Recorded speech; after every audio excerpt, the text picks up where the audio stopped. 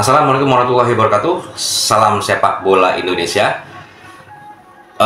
Bersama Adi kembali di channel Gibahin Bola, yang dimana kita akan coba menginformasikan ya berita-berita terupdate dari timnas Indonesia yang ada di Qatar, dan juga informasi-informasi yang datang dari PSSI ya.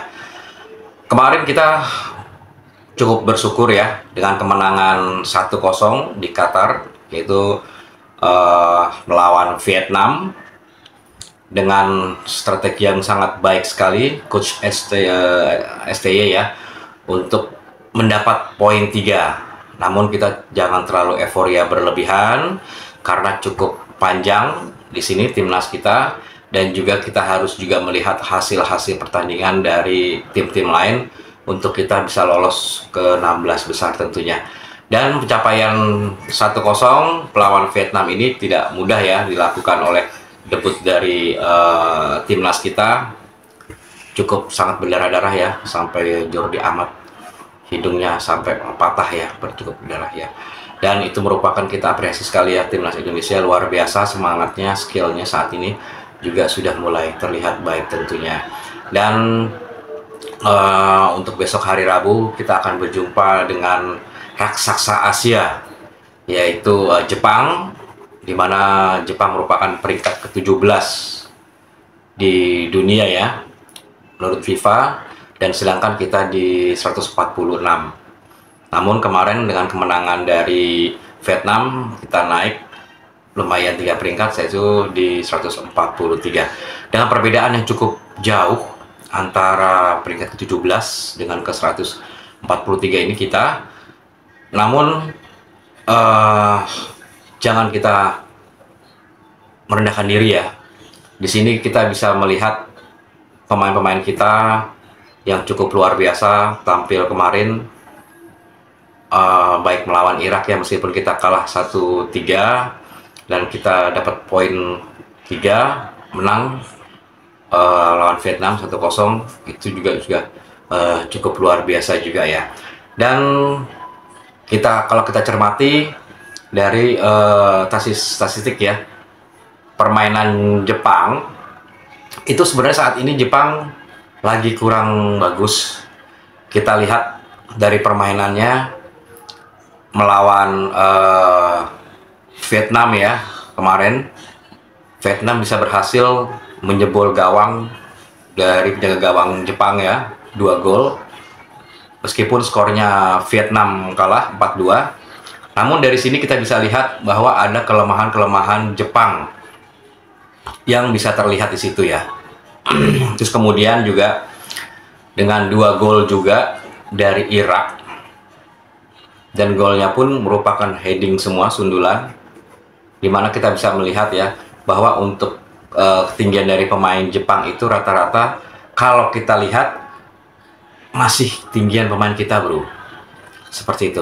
Nah, ini merupakan suatu kelemahan dari Jepang.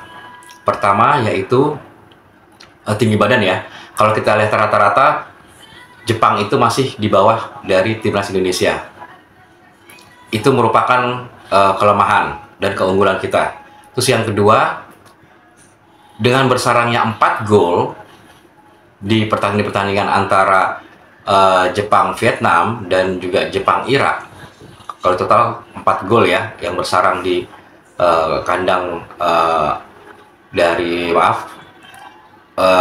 gawang dari Jepang ya, 4 gol, itu menandakan bahwa untuk pertahanan Jepang kurang bagus. Dan juga konon kabarnya bahwa pemain kiper dari Jepang itu ternyata minim pengalaman bro di situ. Dan pemain utama kiper itu merupakan dia baru 6 kali bergabung di timnas Jepang. Tentunya ini merupakan pengalamannya kurang. Nah, ini kita bisa manfaatkan bro.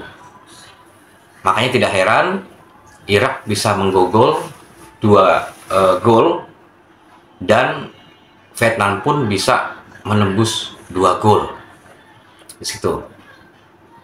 Nah, kalau kita coba aplikasikan nanti untuk serangan-serangan Indonesia, tentunya ini tidak sulit ya untuk menembus dari pertahanan dari Jepang itu sendiri.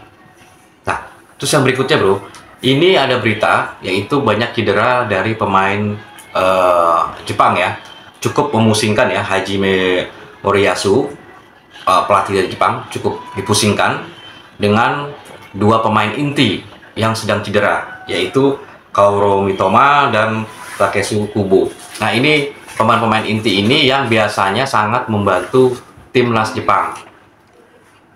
Mereka sedang cedera. Nah, ini merupakan suatu keuntungan dari timnas kita tentunya. Dengan strategi-strategi STY, biasanya Sintayong dia tidak akan merubah skema yang terakhir lawan Vietnam, dianggap itu baik ya.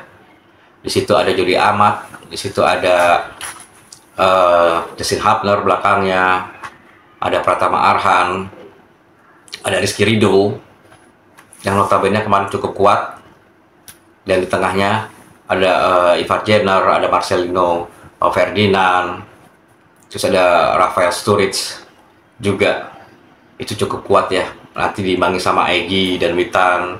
Dan jangan lupa di squad kita masih ada Sandy Patinama yang rencananya akan dimainkan untuk debut melawan timnas Jepang, dan juga Alexander Walsh, jangan lupa, yang begitu ciamik sekali kemarin menghadang serangan-serangan dari Vietnam ya.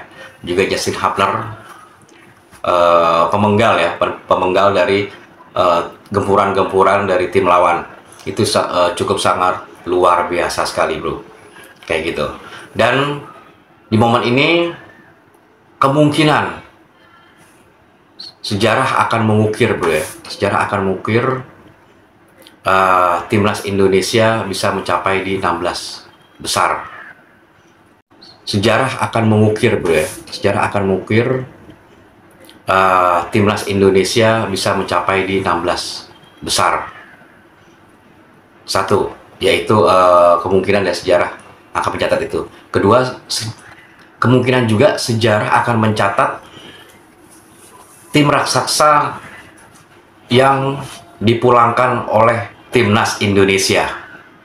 Apabila nanti dari timnas Jepang kalah ya, tidak seri, kalah dari timnas Indonesia, secara otomatis timnas Jepang akan langsung angkat koper bro.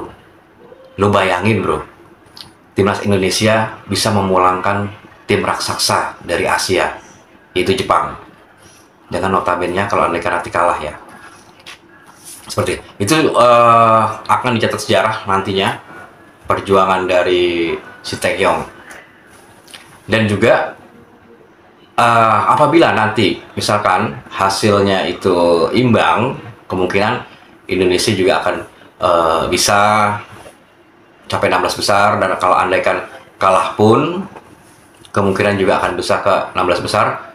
Andaikan nanti untuk tim-tim lawannya ya, Suriah yang di grup lain itu bisa imbang, tidak dapat poin, kalau andaikan dapat poin pun itu satu, itu Indonesia akan bisa ke 16 besar. Nah, yang jadi catatan di sini di video gue ini, kita akan, timnas Indonesia akan mengukir sejarah di Piala Asia 2024. Pertama, yaitu dimana kita bisa berhasil mencapai 16 besar di Piala Asia. Sejarah yang kedua, kemungkinan timnas Indonesia bisa memulangkan timnas Jepang apabila nanti timnas Jepang kalah dari timnas Indonesia.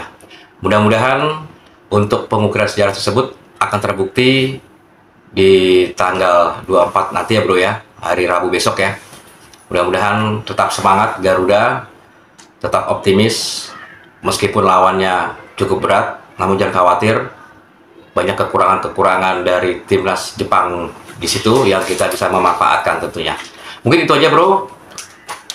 Jangan lupa subscribe, like, dan komennya di Gibahin Bola.